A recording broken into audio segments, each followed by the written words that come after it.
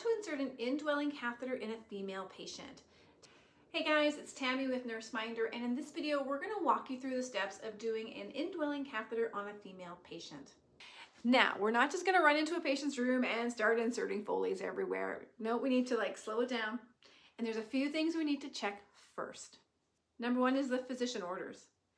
If another colleague has passed you and said, hey, there's an order for you for a Foley, you don't just go and insert the Foley. You physically need to go and look at that order to make sure it makes sense for your patient. If you have any questions, talk with the physician who ordered it. Now, when you're checking the orders, keep in mind those patient rights. Is this the right treatment for the right patient for the right reason? Does it make sense? Sometimes orders end up in the wrong patient file. And so this is part of our check for patient care, that it makes sense that the patient receive a Foley catheter at this time. Along with that, there's two important allergies you'll want to pay attention for your patient specifically. Do they have an allergy to iodine? Because that's what's inside the kits to clean the urethral area. Or do they have an allergy to latex? If so, you'll want to make sure you're using gloves that are non-latex. Now, if your facility has made this a two healthcare provider skill, you'll want to gather your support and coordinate timing. Next, you have the option of gathering the supplies before you go in and educate the patient, or you can go and educate the patient and then gather your supplies and your teammate before you do this procedure. And when it comes to selecting your catheter size as you're considering your supplies, a male typically takes a 14 or 16 French, a female 12 or 14 French. Now, today's video, the supplies have been provided by Anatomy Warehouse. This is an amazing kit. Comes with a male and female model, an indwelling, an in and out, a leg bag, a collection bag, specimen containers. It's got everything in here you need to practice up your skills on catheterization of your patients. Okay, so in gathering your supplies, the first thing you want to do is see what's inside your kit in your facility. Now, this is a Foley catheter. This is going to be an inserted stay-in catheter, and it's already pre-connected to a catheter and drainage bag. Check for the contents now to make sure you have everything that you need in here to go ahead with your insertion. We have a silicone catheter, so it's not made with latex. We have the drainage bag, we have vinyl gloves, these will be our sterile gloves, lubricating jelly, iodine swabs, a 10 ml syringe for inflating the balloon, we have an under pad and a fenestrated drape, specimen collection should we need to be getting a collection as well, the tray itself, and CSR wrap, which is going to create our sterile field. Now, what it doesn't have in here is the clean gloves that I'm going to be needing to do Pericare before we do insertion. I will need something to wash my hands in between the clean gloves and the sterile gloves. And you can use either soap and water and a cloth, in which you will use that for pre-insertion care, or we can use these towelettes to do Pericare. So I'm going to bring 3 of these because we need to do 3 wipes of the peri area. So now that you've gathered your equipment, you've performed your hand hygiene and put on any PPE that's required for this particular patient's room or bedside, you're now going to get your bedside ready. The side that you want to stand on is the side in which your non-dominant hand, so if you're facing the patient, your non-dominant hand will be closest to the patient's head. And that's because your non-dominant hand will become the one that secures the genitalia area, and your dominant hand will be the one working with the Foley catheter. So I'm right-handed. I am standing on my patient's right-hand side. You want to raise the bed to waist level or appropriate working level for you and your partner, and you want to get your bedside table in position. My recommendation is you wipe down this table first before you apply anything to it. And we're going to make sure we do our 2 patient identification. And then we can go ahead and close the curtain to provide privacy for the patient. If you don't have good lighting, this is where your partner is going to be very helpful with their pen light or flashlight that you might need to help you support this procedure. Next, we get our patient in position. So we're going to have them adopt the dorsal recumbent position or the Sims position and expose the area that we'll be working on, talking through every step of the way. Always asking permission or letting them know that you're going to be touching before you touch. Next, we're going to put on our clean gloves so that we can complete our Pericare. A word of caution here. A lot of hospitals have those wipes for Pericare, and they are infused with aloe and they are not good for Pericare. Ask me how I know. I did it once and it just made the labia super, super slippery. We're gonna put in a waterproof pad underneath your patient's buttocks. If they're able to lift their buttocks, great. If not, this is where your helper can help you.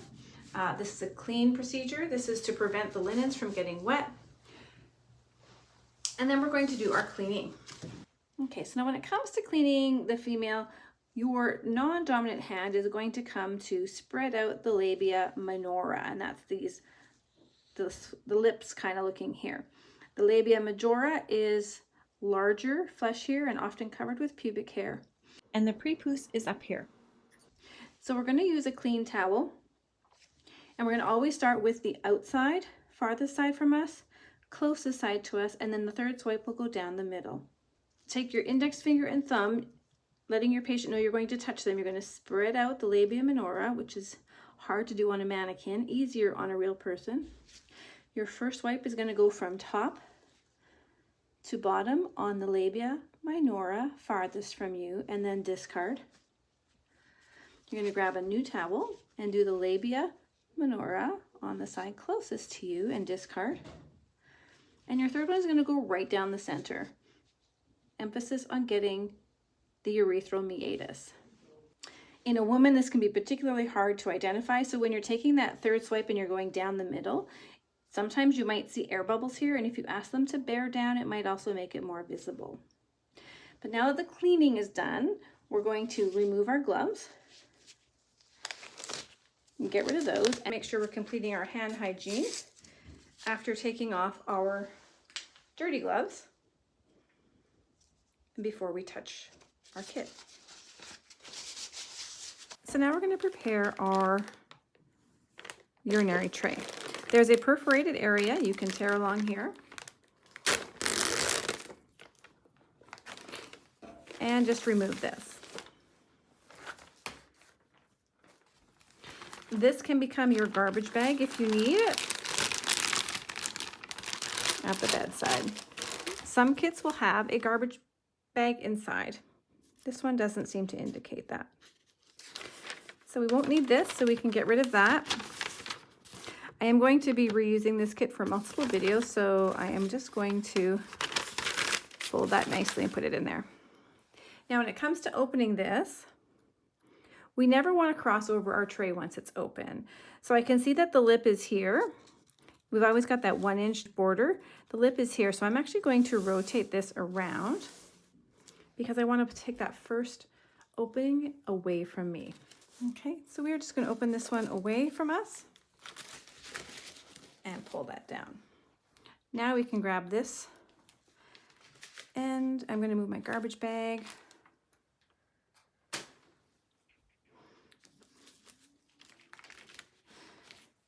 And then I can grab this corner here and pull it straight out. So now you can see that what we can first access is our gloves. We're going to take these out without touching the rest of this area. We're going to grab our gloves and move them to a clean part of the table. So we're going to put our sterile gloves on first. Opening that up, I can see that the fingers are up top, so I'm going to turn this around. Again, we've got these flaps that we can open.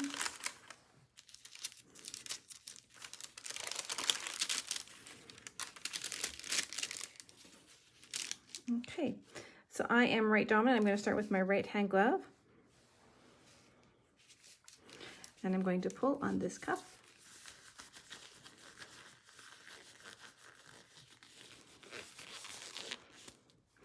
Taking this is all sterile now, I'm going to touch the inside of this glove, the left one, and insert my hands.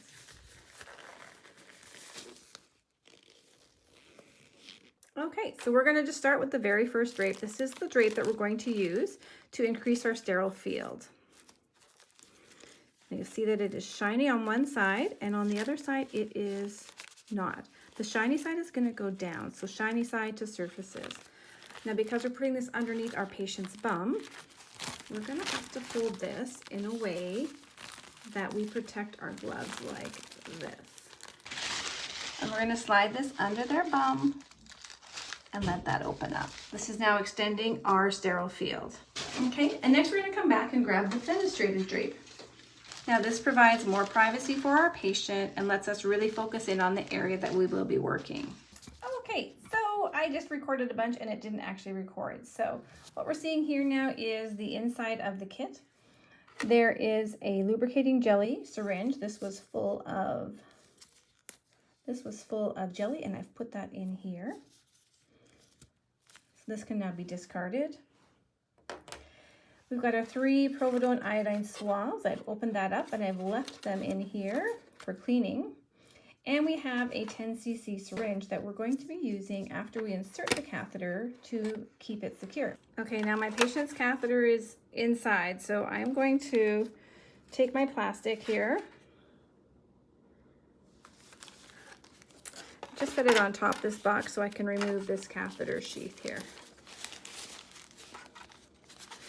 And expose it. Here we go. This is where, if you have someone to help you, it becomes extremely helpful. There we are. And I'm just going to set it inside the lubricant. Now I'm going to take this all to the patient's bedside. So now we want to hold, this is a sterile glove, but it's going to become my dirty hand the moment I touch the patient. So you're going to remind the patient we're now ready to insert the catheter. We're going to open up the labia minora, spread those apart, difficult to do on a mannequin. Grab your first iodine swab, and the labia minora farthest from you, we're going to swab that first. Swab number 2, labia minora closest to us, and down, and discard. Swab number 3. Swab number 3, there we go. It's going to go straight down the center. Being sure to clean out that urethra meatus and discard. Okay, so now that I've got everything ready here, I'm going to grab my catheter here. It's very well lubricated, and we're going to insert it 2 to 4 inches until we see urine coming back through our tube.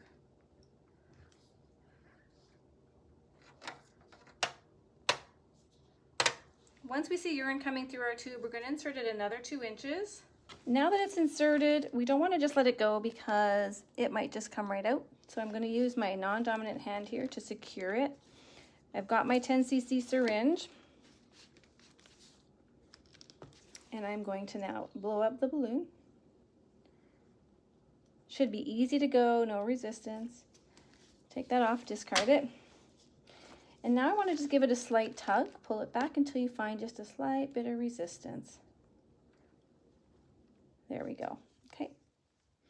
Because this is a model, it came back a lot farther than it would have in an individual, but we now have a little bit of resistance, so we can go ahead and secure this to the patient. Okay, so now this kit comes with the clip that goes on a patient's gown to secure it. To add extra security, you could use a stat lock and secure that to the patient's leg. At this point, we're going to clean up the patient. Okay, so you've cleaned everything up, patient's taken care of, the bedside stuff is taken care of, washed your hands again. Now we want to check in on the patient. Check on them for comfort, see if they have any other questions. We also want to check the collection bag is below the patient's head. Gravity will help to pull that urine out of the bladder. And then make sure that there is urine flowing. You can use this bed clip here on either the patient's gown. You can see how it's hanging there. Or on the patient's bed sheets. And the reason we use this as an extra secure measure is to help reduce any tension where that catheter might be pulling and create dislodgement. Once everything's done, hand hygiene on your way out, you're going to go document this procedure. Now, if you're an educator or you're a nursing student, or maybe a nurse who hasn't been in practice where you've had to do Foley catheterizations for a while, Anatomy Warehouse will ship it directly to you. This kit has everything you need for both male and female catheterizations, for in situ, in and outs, leg bags, and you can practice and become more proficient at this skill at your own leisure in your own home, just like I demonstrated here, okay? So thanks for watching. Hit subscribe, share this with your friends, and we'll see you in the next video.